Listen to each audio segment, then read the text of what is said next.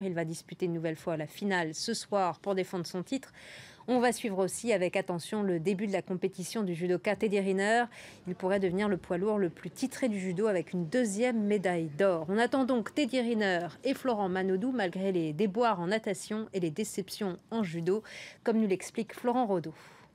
Teddy Riner, c'est sans conteste la plus grande chance de médaille de toutes ces Olympiades côté tricolore. Je vous rappelle que le Guadeloupéen est champion olympique en titre, octuple champion du monde et qu'il est invaincu depuis 95 combats. Imaginez-vous, sa dernière défaite sur un tatami remonte à septembre 2010. On ne voit donc pas comment le titre olympique pourrait lui échapper, d'autant plus qu'il a l'expérience de ce genre de compétition et de ce genre de finale. Et puis Rio, pour Teddy Riner, c'est un clin d'œil à sa carrière, puisque c'est dans la cité carioca qu'en 2007, il avait remporté son premier titre mondial. Une manière finalement de boucler la boucle pour cet athlète hors norme, porte-drapeau de la délégation française. Il faut le rappeler. L'autre très grande chance de médaille, elle concerne Florent Manodou. Elle repose sur les solides épaules de Florent Manodou. Le nageur français disputera la finale, vous l'avez dit, du 50 mètres nage libre. Champion olympique en titre sur la distance. Il a signé le meilleur chrono des demi-finales. Son temps 21,32, soit exactement le même temps qui lui a permis de décrocher l'or à Londres en 2012, de bon augure donc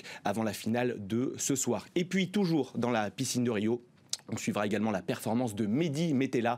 Le nageur français aura fort à faire en finale du 100 mètres papillon, puisqu'un certain Michael Phelps se dresse sur sa route. Une médaille remettrait bien sûr un peu de baume au cœur de la délégation française, assez décevante jusqu'à là, avec une seule médaille d'argent. C'était sur le relais 4x100.